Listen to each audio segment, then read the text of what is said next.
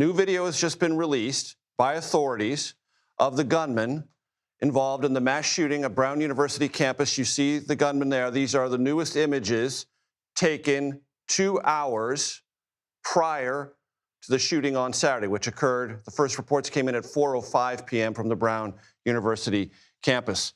The FBI is offering $50,000 reward for evidence and information about that suspect that leads to a prosecution and conviction.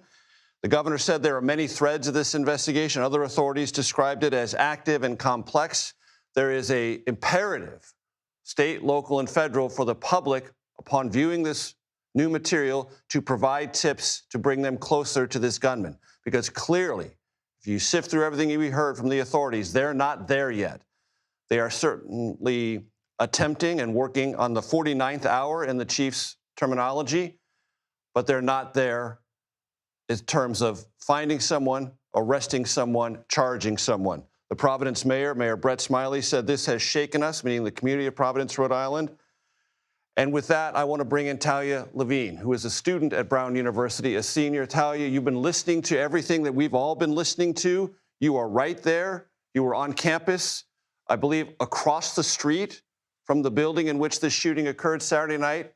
Your reaction to what you heard and your overall sense of what is or isn't safe in Providence right now.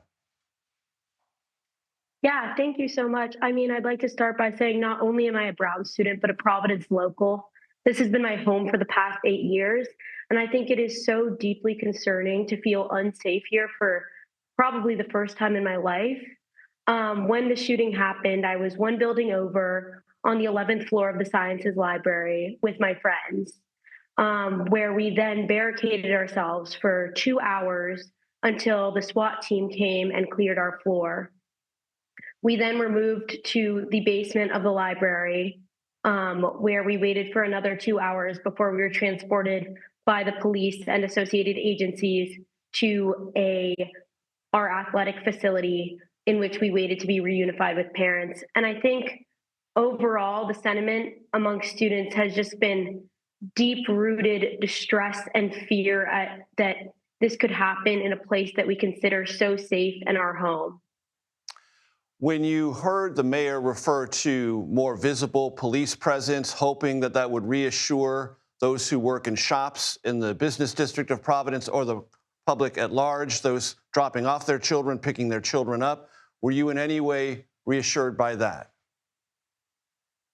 Yeah, I mean, I think the police response has been obvious and incredibly, it was efficient. We were cleared by a SWAT team within 2 hours in the library I was in, and the presence was, we could see the many cruisers and trucks and everything outside the window as soon as the incident occurred.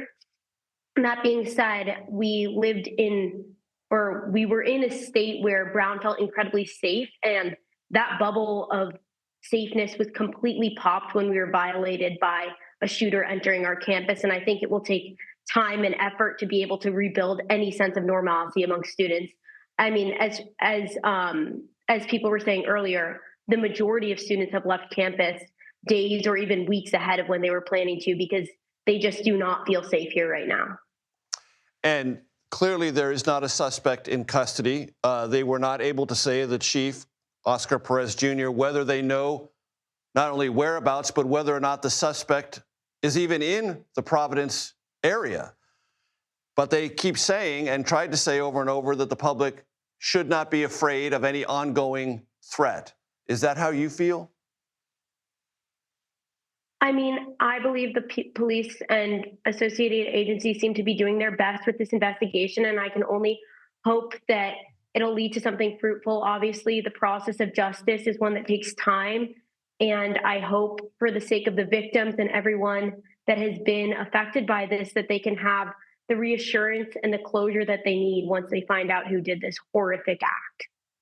Talia, did you know anyone who was wounded or killed? Or do any of your friends know the victims? I don't know anyone personally, but as was said by someone in the press conference, we're all 2 degrees of separation here. I know of multiple victims, and it is so deeply saddening to see my small community so shaken by the loss of to amazing students. Talia Levine, thank you very much. And that 2 degrees of separation observation made by Mayor Brett Smiley. Thank you so much for your time. I appreciate it. Be safe, be well, and enjoy the holidays as best as possible. Thank you so much. Thank you so much.